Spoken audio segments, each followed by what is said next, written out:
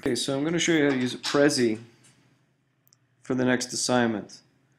So Prezis are great for kind of a hybrid between presentation software and semantic mapping software or cognitive mapping software. So you have to create one. So you can sign up here. So you can just sign up for the public, the 100 meg, for free. Of course, if you want a teaching license, which gives you a little more space, you can do that as well.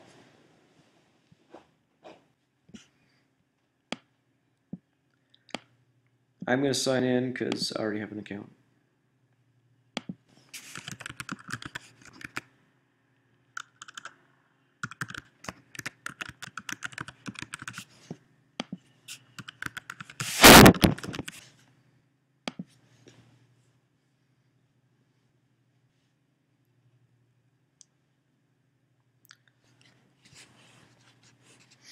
Okay, so this gives you an overview of what you've actually produced so far as a Prezi.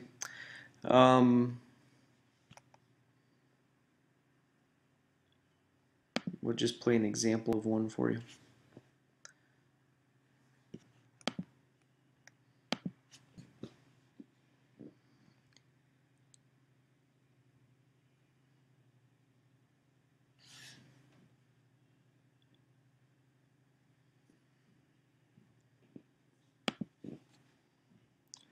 This is a little presentation I did on faculty adoption of netbooks within the College of Education. So you see we actually navigate around. I'm pressing the arrows on my keyboard. So I can navigate back and forth using the arrows, and it's a different kind of zoom in sequence of events. It's good to be able to tell a story just with text and numbers and pictures and video without having to actually speak your way through the presentation too. And that's actually what your task is going to be for the next assignment.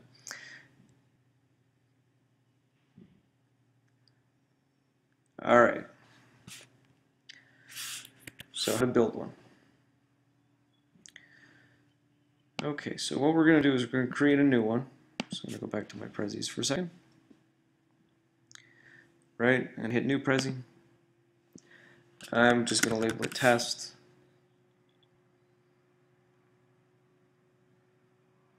You guys can label it with your name, so maybe I'll give you a good example, so that I know who it belongs to later.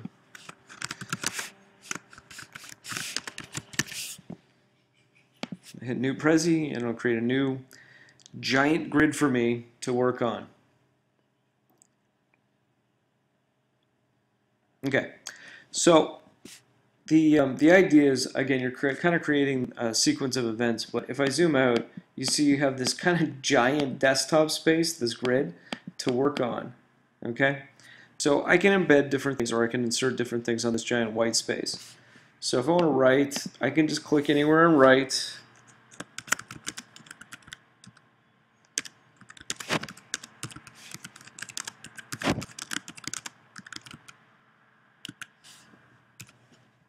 And I can resize this if I want to. See, I can squeeze it in so it resizes.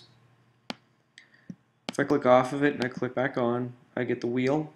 Okay, so I can rotate, I can expand out, so that outer edge rotates. The second inner bevel, it creates in and out, zoom in, zoom out, and the center allows me to move it around. Okay.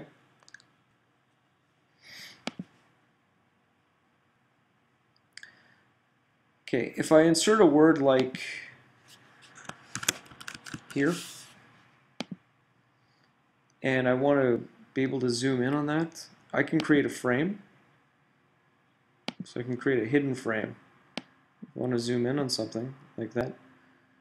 Or I can also create a regular frame around something as well.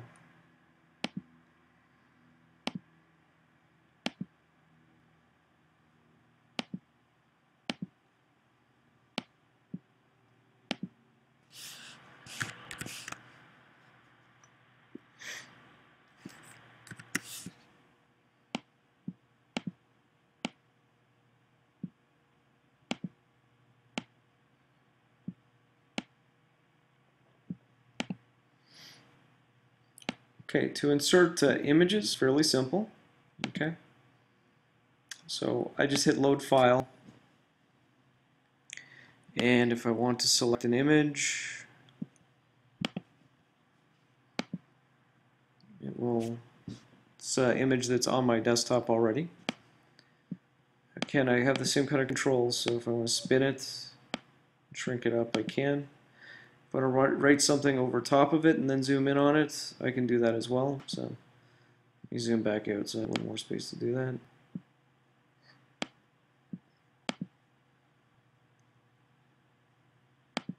I'm always using this wheel, right, to select the different commands. So put right on there.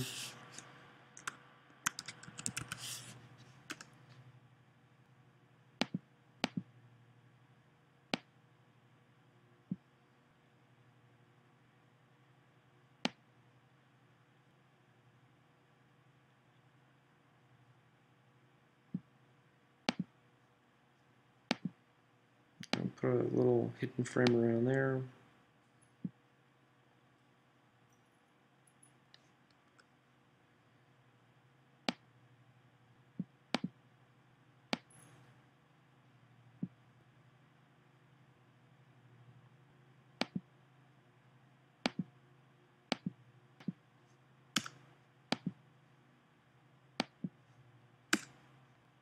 Let's try again. Put another hidden frame around there. Make it more or less the right size this time. Click off of it. Click off of it. Click back on.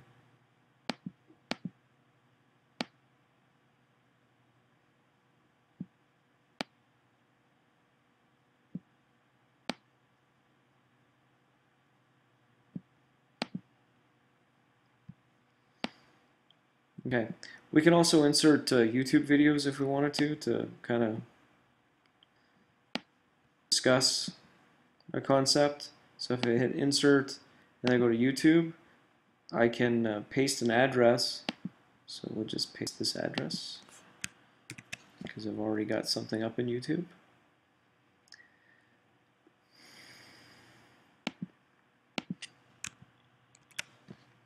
And I'll hit OK.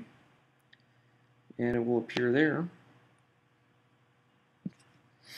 Okay, now I'm going to have to create a path for the items. So what I'll do is I'll go back to the main menu here.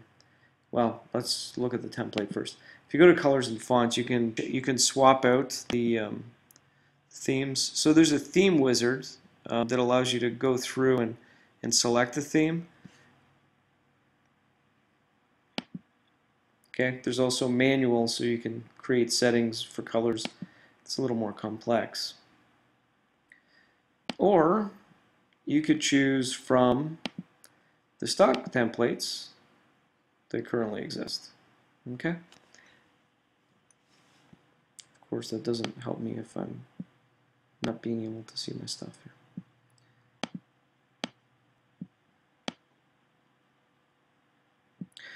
Alright, so now what I'll do is I'll go back and I'll create a path.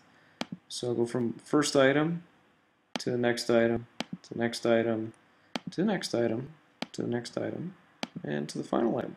If I want to, I can even go back to the origin point. So I can go back to items twice. Now if I want to test it out and see what it looks like, if I hit show, and I click into the object that I start with,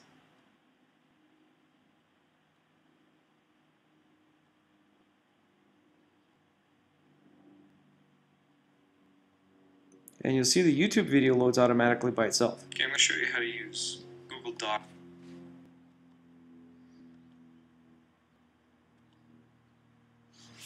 Press escape, and I'll go back out.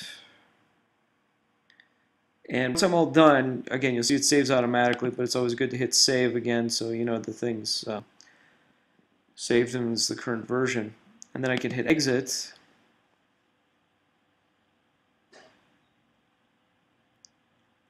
And that's how you create a Prezi.